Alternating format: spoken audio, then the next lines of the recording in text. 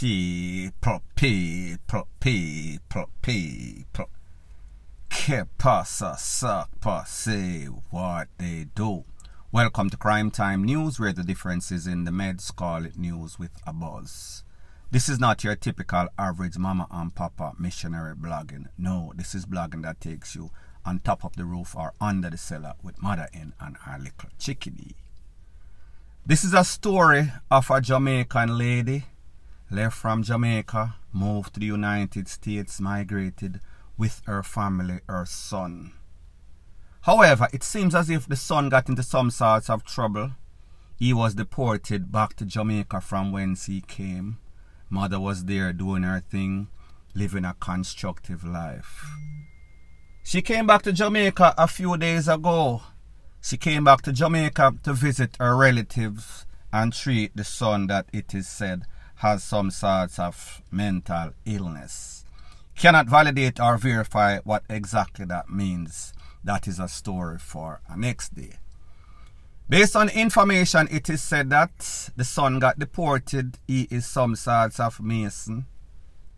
She came back to the family's house on Wavell Avenue. Her name is Marvel Johnson. While she was there visiting the family and treating her son, they were in a room and the son just all of a sudden out of the blues rushing mother with some sorts of kitchen utensil, start juke her up multiple times all over the body. The family member in the next room, they heard all sorts of screaming, went into the assistance of the mother, pull off the son. However, pretty much the mother was gone, DEAD on the spot. She was rushed to the KPH for them to just pronounce her DEAD. Now people, when we hear stuff like this, we have to ask the question.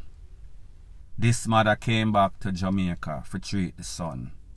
Me don't know if him get some sorts of medication, terrazine or what, something like that them call it. However, it seems as if he was either rebellious of the fact that the mother was treating him, so therefore he never want to take him medication for whatever reason, I don't know. And maybe this son saw the mother as some sorts of mother that abandoned him in times of trouble after he got deported. Now people, I am not saying that that is the case. I am only thinking possibility, because we are thinking about the mind of a lonely OC, him sick, him head no good. So therefore, when he saw the mother and people, this is the reason why I said that. When he was in the room, ATTACKING, the mother, and she started to holler out and bawl out and scream out. Once other relatives came to her defense, he did not ATTACK them, him pretty much ease off. He did not ATTACK anybody else other than the mother. So therefore, it seems as if this was some sorts of premeditated. So I say this to say that obviously this man is sensible enough because he knew exactly who he was going after. So therefore, the term mentally ill is relative. To what degree was he mentally ill? He is still responsible for his action. So, can you imagine how this mother felt? She knows she bring this youth into the world, 9 months or so of hard labor. She then brought him to the United States for a better life. Somehow, for whatever reason, he screwed that up. She went out of her way, come to Jamaica to treat this youth. Don't know if she's a nurse. Don't know what type of skill set she has to treat somebody with mental illness. People, me don't know about that. However, as a mother, she is going to care for her child. It is going to be in her natural instincts to do so. So my point is this. Just imagine how she felt when she said the same person that she went out of her way for leave her decent, settled life in the United States, come to Jamaica, and then the same son took her away or was attacking her so brutally. People, this is sad. Based on the Popo report, it is said that when the Popo questioned him, he refused to cooperate when they asked him, what is the relationship with this person?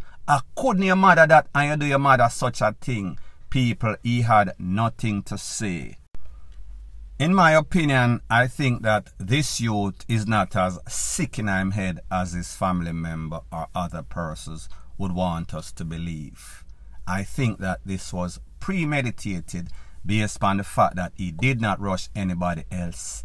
After the Popo came, he was calmed down. The question we have to ask is this. This youth is a deportee. Why is it that Jamaica takes back people that are mentally ill, mentally challenged? Don't you know, once you're living there as a minor, I am assuming this youth is 30-something now, so maybe he was living there before he became over the age of 18. So therefore, they should have treated him there. There is no sorts of reason why Jamaica immigration should accept anybody that lives overseas, whether America, UK or London, or any other place in the world that have any sorts of mental illness, and then bring them come back here, so whether it is the deportation or voluntary departure or whatever them call it. If you do not have the facility, if you do not have the willingness or the know-how or the professionalism to treat people, this is always going to be the result. Because they are negligent, they are incompetent, and even worse, they are licky. So therefore, selloutness make people lose them life. People end up in the big yard. Point blank. Period. Further on in the news, there's a popular song out there, and the lyrics go something like this. Gondoliero, that is a new name for bad boy. However, people, I think that we can change that. Because it seems as if the people that are doing all sorts of atrocity, criminal activity, whenever you hold them, you hear say, them a construction worker. You hear say, them a fisherman. You hear say, them a businessman. You hear say, them unemployed. Nobody ever has the title of criminal elements. I am speaking about an incident that occurred in a place called Orangefield District, that is in Linstead, that is in St. Catherine, wherein two cousins, lost their life in a very despicable way. I am speaking about 34-year-old business operator. His name is Omar Givens. His cousin, 31, a watchman. His name is Dayton Dyer, known more affectionately as Corey. Based on the information, it is said that in the wee hours of the night, people that they have played domino, shoot DICE, rate, lele, blue, blah, bling. When some people pull up in a Honda Stream. When them pull up in the Honda Stream, them start to blaze up all sorts of can upon the people. At least 5 or so persons were there. After the SMOKE clear, Mr. Givens and his cousin was laying out flats. It is said that the residents hear all sorts of loud EXPLOSIONS. When them roll up on the scene, one of them lay down upon him back in a some sorts of blue shirt and some sorts of grey shorts, boxers showing, of course. It seems as if Chucky did some sorts of brain surgery upon him head. Everything missing, everything gone. It was a mangled mess of BLOOD, drenched everything out, everything leak out.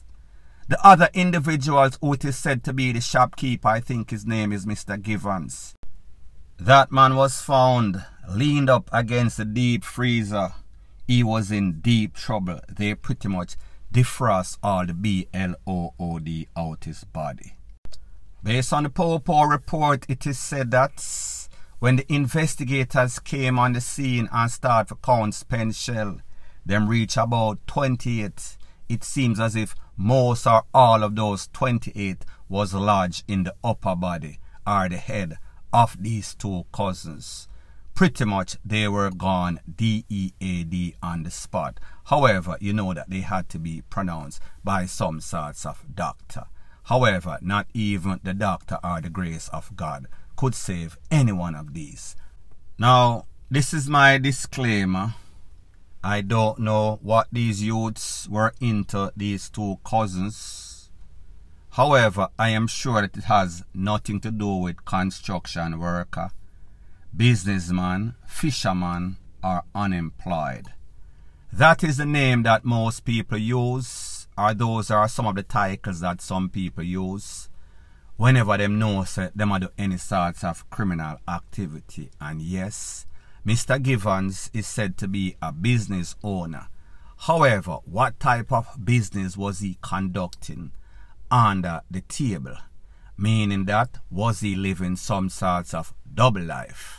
Because people, yes, these youths nowadays, they are cold as ice. However, when you see somebody get 28 con, it tells you that they were the target. It tells you that these people were not conducting any sorts of legal business. Something in a something, wherever there is smoke, there is fire. And people, this place is BLAZING up. This has all sorts of gang activity, and based on information that I got, these people are involved in all sorts of mix-up and passa. As to the specific, me not really know. However, the end result tells you that something is definitely fishy. So people, at the end of the day, two cousins lost their life in a very brutal way. However, when we think about the fact that there were at least 28 spent shells, that is what is accounted for. And think about the fact that other persons were also on the scene. Those 28 spent shells could have been equally divided into about 5 people or so. So therefore, everybody could have DEAD on the spot. However, they went for the intended targets, these two cousins. And they obviously made sure that they emptied at least 2 clips on these cousins. They wanted them DEAD without a shadow of a doubt. Point blank and period. So anyways people, thanks once again for checking out my video. If you appreciate videos like this, please show your appreciation by liking, commenting, sharing and subscribing to my channel. That is how YouTube promotes videos like these to like-minded, sensible persons like yourself. And last but not least, please subscribe to my next channel. It is called Jamaica Dancehall Source. I'll be pinning the link to that channel in the description of this video. Bless up.